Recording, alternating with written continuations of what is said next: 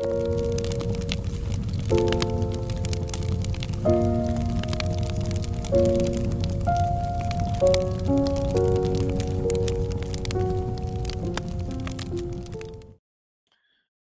and welcome to Beyond Hell. And today we are going to begin our series specifically on Gehenna, since that is my area of focus, both for my personal interest and for my PhD research. It is also one of the most important, if not the most important word in the Bible that most people often associate with hell. If for some reason you have not heard of this before, the Greek word that is often translated as hell in the New Testament is Gehenna. And Gehenna literally means the Valley of Hinnom. So when you hear people talk about hell, they are generally assuming or thinking or talking about Gehenna. And that's the primary interpretive question, really. Why and how does the Valley of Hinnom somehow take on the name of hell? I mean, the valley is literally on the other side of the wall in Jerusalem that people can easily walk to. They can go out there, they can see it for themselves. So, how did that become the name for hell? So, as we dive into this topic, let me ask you first, when you hear the word hell, what comes to mind? I think for most people, whether you're sitting in a pew, working through a commentary, or just reading through the Gospels yourself, the answer is pretty much the same. Think of fire, torment, punishment, final judgment for the wicked. And all those same symbols and imagery is primarily what people associate with the word Gehenna. Because for roughly 2,000 years, the dominant assumption in Christian thought has been that Gehenna is hell, not just similar to it, not a metaphor for it, but functionally equivalent to it. So let's take a look at the origins of Gehenna. Now, that connection between Gehenna and hell became conventional doctrine very early in church history. And we'll come back to church history later. It's a big topic. But it was figures like Augustine whose theology of eternal punishment really cemented it for the Western Church in a way that proved nearly impossible to reverse. Once that identification of Gehenna as hell was firmly in place, it stopped being argued for and instead simply became assumed. And when a conclusion becomes assumed, it usually stops being examined. But here's what I find really striking about this, and this is something most people may not know. This assumption wasn't just accepted quietly. At certain points in church history, it was actually enforced. There are actual moments where alternative understandings of Gehenna, particularly the metaphorical ones, weren't just unpopular, they were actively suppressed. One early figure, a man named Ibis, who was a bishop of Edessa, and I genuinely wish more people knew his name. He was accused and removed from his position in part because he treated Gehenna as a metaphor, or more precisely, a rhetorical threat, rather than a literal place of afterlife torment. I mean, think about what that means. The interpretation of a single word became so theologically loaded that questioning it could cost you your job, your role, or your office. Now, to be fair, Ibis was accused of other things, such as being an historian, which is an ancient heretical belief. But what's particularly telling about this is that two witnesses were called specifically to testify against him, especially on his understanding and idea of Gehenna, its meaning, and how he understood it. One of those witnesses confirmed Ibis's position directly. He testified, I heard Ibis say that the word Gehenna, hell, occupies only the place of a threat, a metaphor, for I am certain that he has in his possession the blasphemous writings. Blot out the name of Nestorius. And a second witness said Ibis believed Gehenna was written only as a threat to terrify. The council's response? They declared that Ibis himself was the originator of foul and damning blasphemies worthy of Satan will receive indeed in hell, Gehenna, the judgment due to his audacity. And I want to pause on the word choice there because here it really matters. The word the council used wasn't Hades, wasn't Sheol or Tartarus or anything. It was specifically Gehenna, which means that this appears to be one of the earliest formal challenges to how Gehenna should be translated and understood. And the man who raised that challenge was sentenced by the very council to the very place that he had questioned. Now, Ibis was eventually reinstated 2 years later, the Council of Chalcedon in 451, but the damage had been done. And what this episode tells us is something important, that this conversation about Gehenna isn't purely an exegetical or interpretive debate. It's a traditional one with real institutional weight behind it.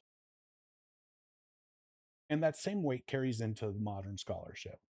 Even today, almost no studies ask, what does Gehenna mean? Instead, they're asking, when and where did Gehenna become hell?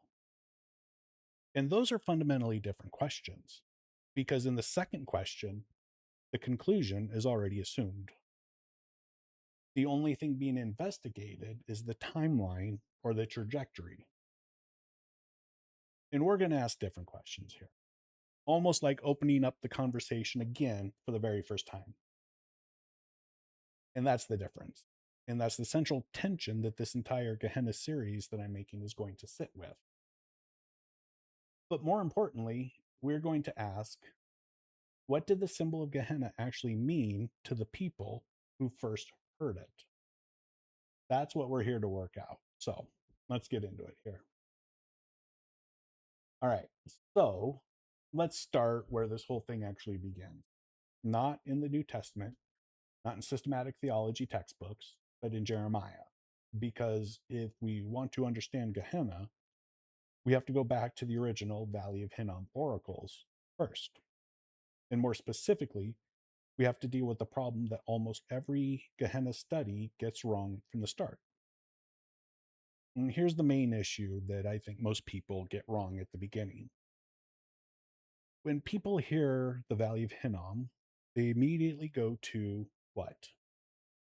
Child sacrifice, right? Scholars do it, commentaries do it, pastors do it.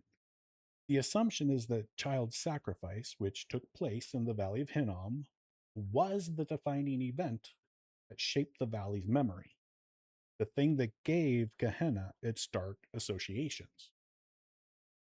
And look, I get it. Child sacrifice is shocking, it's morally visceral, it stands out. And to be clear, it really happened. It's in the text. I'm not minimizing that at all.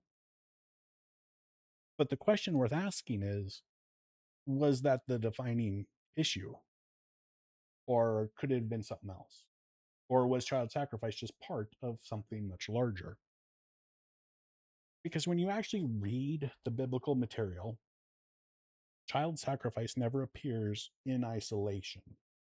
It always shows up in a list. Take King Ahaz, for example.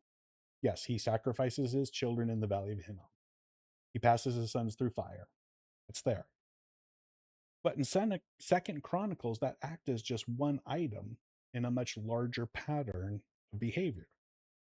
He's making images for Baal. He's sacrificing in the high places. He's systematically importing foreign worship practices into Judah. And the text is pretty clear about why judgment is coming. It's not that one act in isolation, it's that Ahaz has abandoned the covenant completely. Then you get to Manasseh, and this is where it becomes, I think, even more explicit, really, because Manasseh is repeatedly identified in Jeremiah, in Kings, and Chronicles as the primary reason the Babylonian siege is coming. He is the turning point. But look at what he actually does, though. Again, child sacrifice is there, yes, but it's embedded into a much larger catalog. He rebuilds the high places Hezekiah tore down. He sets up altars to Baal. He installs an Asherah pole. He fills the temple itself with foreign worship. And then you get to the summary line. He led Israel to do more evil than the nations before them. In other words, the issue isn't one horrific act, it's a total and complete covenantal collapse. And when the text talks about things like shedding innocent blood, which comes up repeatedly, it often doesn't spell out what that means. It might include child sacrifice, sure, but the language also at times seems intentionally broad, almost as if the author is saying the whole system is corrupt, all of it. In other words, child sacrifice is only part of the issue. The issue, the primary issue, is foreign worship, by which child sacrifice was simply one way to worship the foreign gods. Now, here's why that matters. Focusing on child sacrifice as the issue isn't wrong exactly, but focusing on child sacrifice narrows our interpretive lens. So much so that in a way, it actually distorts our reading of the Valley of Hinnom oracles in Jeremiah 7 and 19. Because the biblical authors don't seem interested in isolating that one act. They're interested in showing how everything fits together as a pattern of widespread unfaithfulness. You can even see this in Deuteronomy 18, where there's a long list of prohibited practices, such as divination, sorcery, consulting the dead, casting spells, and yes, also child sacrifice. But again, it's a package deal. All of it is grouped together under the title Abhorrent Practices of the Nations. So the issue isn't singular, it's the wholesale adoption of a pagan way of life, worshiping foreign gods in the land and eventually in the temple itself, Yahweh's house. In fact, some scholars have even argued that the offense wasn't the sacrifice itself, but who the sacrifice was for. The real problem here, therefore, is idolatry, a breaking of the first commandment by offering devotion to other gods. And that actually fits the larger biblical pattern perfectly, because over and over again, what triggers divine judgment isn't usually one isolated act or one sin or simply one covenant violation. It's the complete breakdown of covenant loyalty by the people in general. So when we come back to the Valley of Hinnom, with all that in mind, the perspective starts to shift a little bit. The valley isn't just the site of one particular sin, it becomes associated with the consequences of an entire history of rebellion. It represents covenant idolatry, defilement, covenant failure, and ultimately, yes, judgment. And when later audiences hear about this valley, they're not just recalling the one horrific act, they're recalling everything that led to the fall of Jerusalem. Now, and this is the key move here, Jeremiah doesn't leave the valley symbolism where he found it. He renames it and he reframes it. Read Jeremiah 7 and 19. In fact, Jeremiah 7:32 and 19:6 have very similar wording, almost too much similarity to simply be accidental. Let's read those two verses here really quick. Jeremiah 7:32. Therefore, the days are surely coming, says the Lord, when it will no more be called Topheth or the Valley of Hinnom, but the Valley of Slaughter. For they will bury in Topheth until there is no more room. 19:6 says, therefore, the days are surely coming, says the Lord, when this place shall no more be called Topheth or the Valley of Hinnom, but the Valley of Slaughter. So the valley associated with child sacrifice and pagan worship gets a new name, the Valley of Slaughter. And that name isn't just poetic decoration, it's interpretive. It's telling you what is about to happen in that valley and what it is going to mean from here on out. Because Babylon is coming, Jerusalem is going to fall, and many people are going to die. So much so, so many, so quickly, that there won't be room to bury them all. Their bodies are going to be left out in the open, spread out in the Valley of Hinnom. And for us, that's tragic, yes. But in the ancient world, it was worse than just simply tragic. It was shameful in the deepest possible sense. Because in the ancient Near East, burial wasn't just a courtesy, it was tied to a person's honor, their identity, and their standing before both the community and God.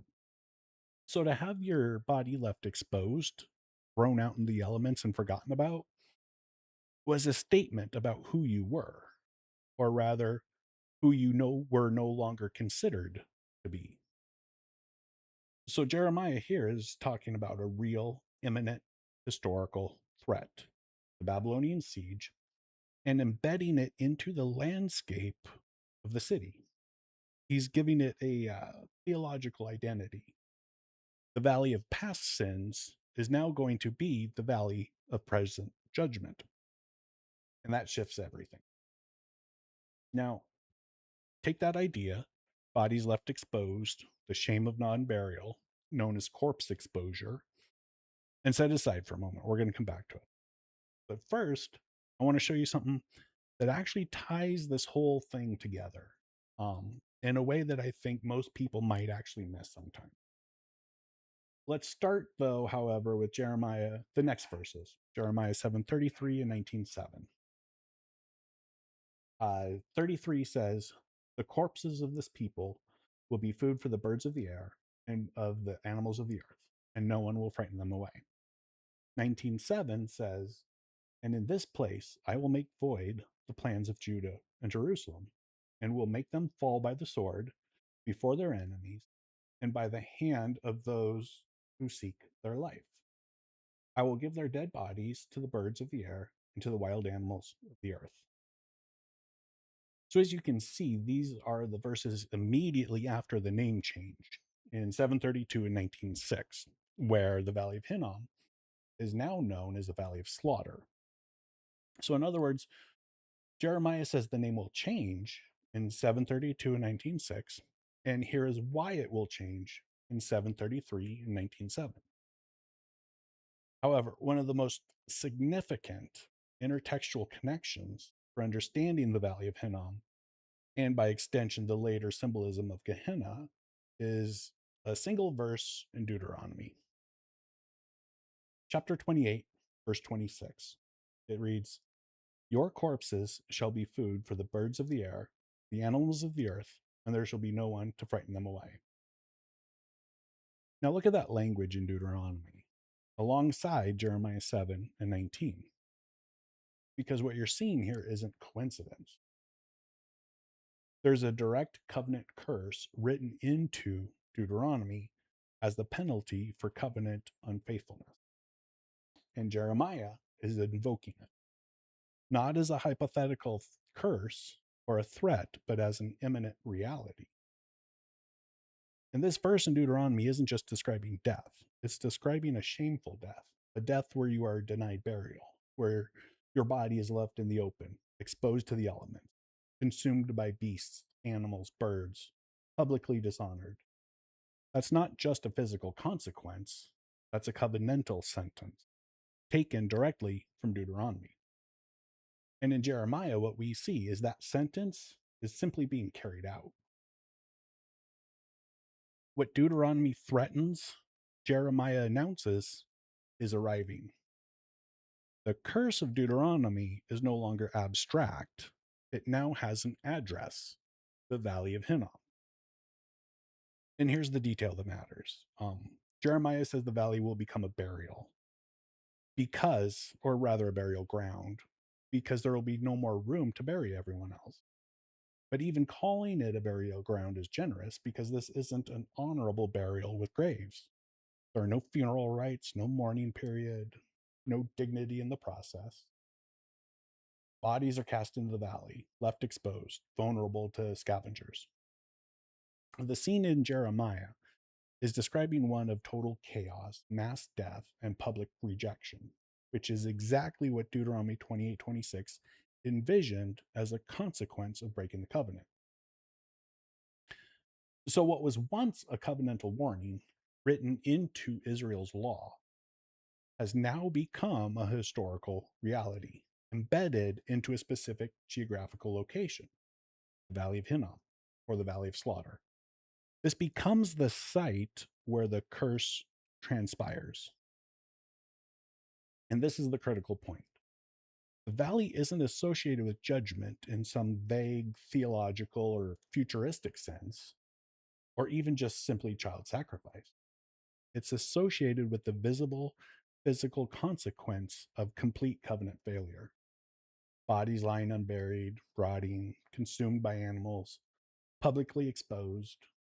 That is what breaking the covenant looks like when it finally catches up to you. And Jeremiah intensifies this even further by making it communal. The curse isn't falling on isolated individuals, it's falling on the whole community. The entire nation's collective shame is on display in that valley, out in the open for everyone to see. And this connection between Deuteronomy and Jeremiah also clarifies what Jeremiah is actually doing rhetorically by what he saw. He's not just simply describing events, he's interpreting them. When he invokes the language of Deuteronomy 28:26, he's framing the Babylonian destruction and the casting off of countless Judahite corpses as covenantal enforcement. So, what's happening to Jerusalem by the Babylonians isn't just random violence, it's not simply a geopolitical event, it's the specific fulfillment of covenantal stipulations that Israel agreed to and then walked away from when they began worshiping foreign gods. So the Valley of Hinnom ends up functioning on three levels simultaneously. It's a confirmation of covenant failure. The people did not uphold their end of the contract and are now, as a result, being sentenced by what was promised in Deuteronomy. It's a warning to everyone still standing in Jerusalem. The city wasn't completely destroyed, and the people weren't all exiled. Some were still left behind. And this served as a kind of wake up call of sorts for those who did survive. And it becomes a symbol for every future generation that reads Jeremiah and knows what happened there. And that I think is really the important part here, because the valley becomes a permanent reminder that the covenant has weight, that the consequences are not just theoretical, not abstract, not confined to a sermon. They are embodied, they are visible, and they are unforgettable. And that image, this one, um, Valley Full of Corpses, gets tied specifically and permanently to the idea of covenant failure. And this is what happens when the covenant collapses. That's Jeremiah's message. That's what the valley now means. And here's what makes all of this matter for our purposes. That image doesn't stay in Jeremiah, doesn't fade when the Babylonian crisis passes. It becomes part of their cultural memory. It gets carried forward. So by the time we reach the Second Temple period, and eventually the New Testament, the Valley of Hinnom isn't just a location on a map outside Jerusalem. It's a loaded symbol. When ancient Jews heard it, they weren't just thinking of a valley or even just child sacrifice. They were thinking covenantal failure, death, shame, corpses, judgment, the loss of all independence, the beginning of their subjugation. It was an important turning point in their history. All of that was compressed into a single word. And that's exactly the weight that Gehenna carries when Jesus uses it. We're not starting from scratch in the New Testament. We're stepping into a symbolic world that's already carrying centuries of memories. So let's take a step back and kind of pull together a lot of what we've covered, because I know it's been a lot in a short amount of time. But We started with a question that most people never think or ask, which is, what does Gehenna actually mean? But what does it actually come from as well? And what we found is that the answer doesn't necessarily begin in the New Testament, and it doesn't begin with theology. It begins in a valley, a real valley, outside Jerusalem, in the oracles of Jeremiah, in the memory of a city that collapsed under the weight of its own covenant failure. The Valley of Hinnom gets renamed the Valley of Slaughter, not as poetry, but as interpretation of covenant violations. Jeremiah is saying what happened here is what is about the fulfillment of what Deuteronomy warned about. In that moment, bodies exposed, a city in ruins, it gets seared into Israel's collective memory as the defining image of judgment. And that's the foundation. That's what the symbol of Gehenna is ultimately built upon. And in our next episode, we're going to trace what happens to that symbol in the centuries between Jeremiah and Jesus, throughout the Second Temple period, through texts like Isaiah 66, First Enoch, and Judith. And we're going to watch it develop into something the New Testament authors could pick up on and use. So I look forward to continuing this journey with you all. I appreciate your time and thank you for listening. I appreciate it. And I will see you next time.